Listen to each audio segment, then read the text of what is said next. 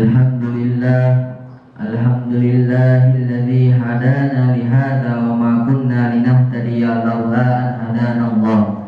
Asyhadu an la ilaha illallah wahdahu la syarika lah wa asyhadu anna Muhammadan abduhu wa rasuluh la nabiyya ba'da. Allahumma salli wa sallim wa barik ala Muhammad wa ala alihi wa sahbihi wa man ihtada bihudahu ila yaumil qiyamah. Ya ayuhan nasu usikum wa iyaya bitaqwallahi faqad fazal muttaqun. Qala ta'ala ya ayyuhalladzina amanu taqullaha haqqa tuqatih wa la tamutunna illa wa antum muslimun.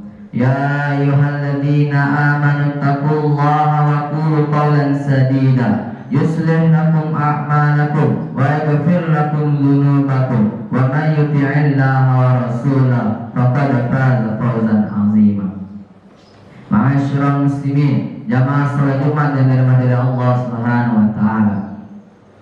Pada salat Jumat ini saya berwasiat untuk diri saya sendiri dan juga kepada jamaah pada umumnya agar kita tak henti-hentinya bertakwa kepada Allah dengan sebenar-benarnya takwa, yakni kita secara ikhlas melaksanakan apa yang telah diperintahkan Allah serta meninggalkan apa saja yang telah dilarangnya. Sebagai insan dhaif dan tiada berdaya apa-apa, kita seharusnya pandai bersyukur kepada Allah Subhanahu wa taala.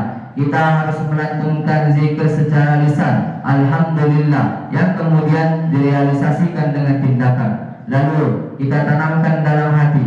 Begitulah salah satu cara kita yang bisa lakukan untuk mensyukuri nikmat dari Allah yang tiada tara.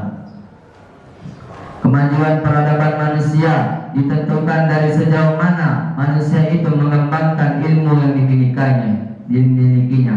Sebagai makhluk yang dibekali akal pikiran, manusia dapat meningkatkan pengetahuan dan keterampilan dirinya. Manusia adalah makhluk paling sempurna sebagaimana disebutkan Allah dalam Al-Quran sebagai ahsani taqwim. Manusia diciptakan berbeda dengan makhluk lain, misalnya jin, binatang, dan tumbuhan. Di antara makhluk tersebut, manusialah hamba Allah yang menduduki posisi tertinggi. Lalu, siapakah manusia yang dapat menempati posisi luhur itu? Dia adalah manusia yang beriman dan berilmu. Hal ini sudah disebutkan dalam surah Al-Mujadalah ayat 11. Ya ayyuhalladzina amanu idza qila lakum tafassahu fil majalisi fafsahu yafsahillahu lakum wa idza qila shuzu fashuzu yarfa'illahu alladzina amanu minkum walladzina utul ilma darajat wallahu bima ta'maluna khabir. Wahai orang-orang yang beriman, apabila dikatakan kepadamu berlapang-lapanglah dalam majelis, maka lapangkanlah, niscaya Allah akan memberikan kelapangan untukmu. Dan apabila dikatakan berdirilah kamu, maka berdirilah, niscaya Allah akan meninggikan orang-orang yang beriman di antara kamu dan orang-orang yang diberi ilmu pengetahuan beberapa derajat. Dan Allah Maha mengetahui apa yang kamu kerjakan. Berdasarkan ayat tersebut, Allah akan meninggikan derajat orang-orang yang beriman dan berilmu pengetahuan.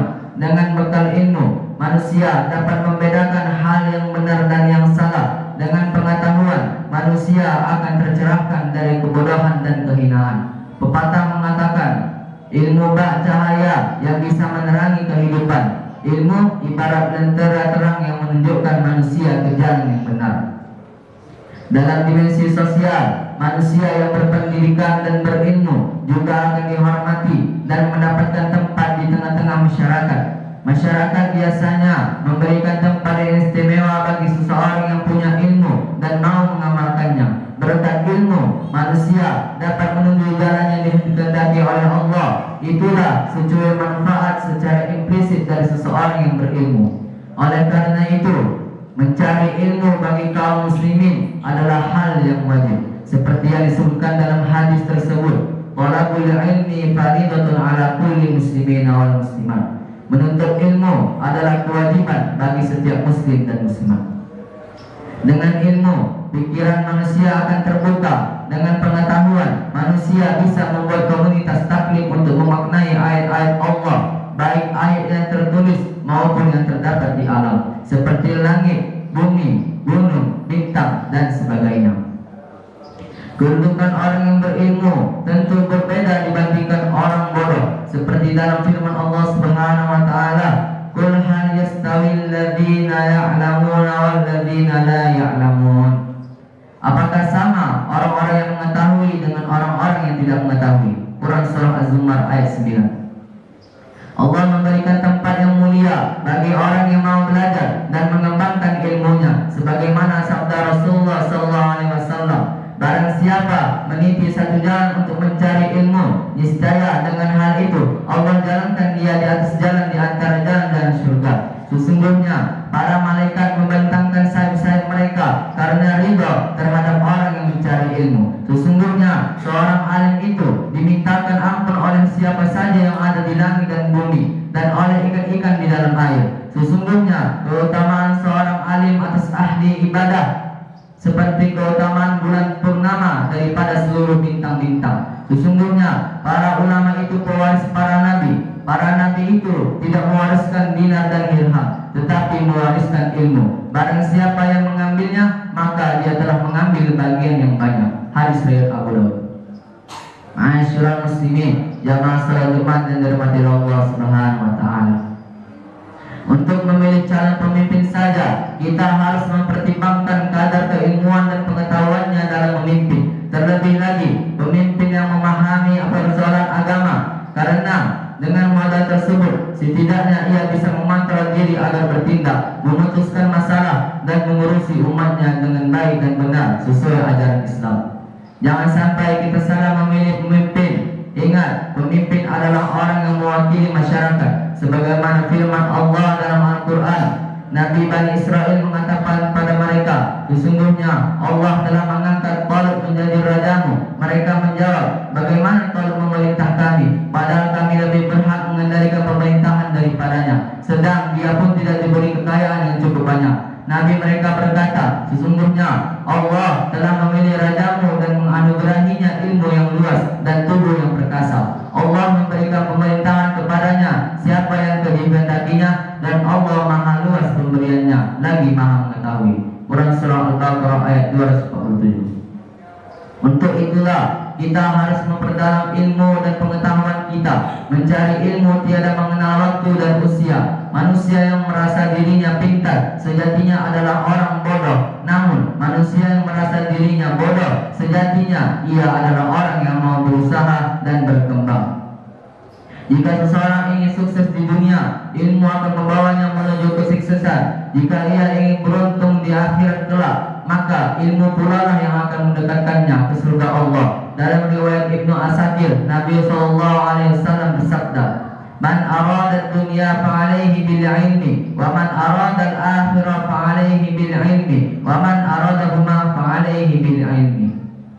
Barang siapa menghendaki keberhasilan di dunia, maka ia harus berilmu. Barang siapa ingin mendapat keberuntungan di akhirat, ia pun harus berilmu. Barang siapa ingin keduanya, tentu ia harus berilmu. Fa'tabiru ya ulil absar la'allakum turhamun.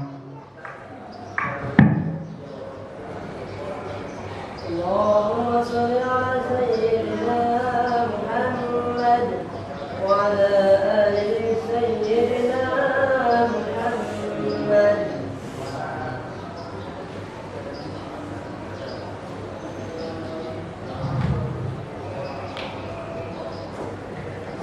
Allahumma salli ala Muhammad wa ala ali Muhammad kama sallaita ala Ibrahim wa ala ali Ibrahim wa barik ala Muhammad wa ala ali Muhammad kama barakta ala Ibrahim wa ala ali Ibrahim fil alamin innaka Hamidum Majid. Allahumma ighfir lil muslimina wal muslimat wal mu'minina wal mu'minat al-ahya'i minhum wal amwat innaka sami'un qaribun mujibud da'wat. Rabbana la tuzigh qulubana ba'da idh hadaytana wa hab lana min ladunka rahmah innaka antal wahhab. Rabbana innaka jami'un nasi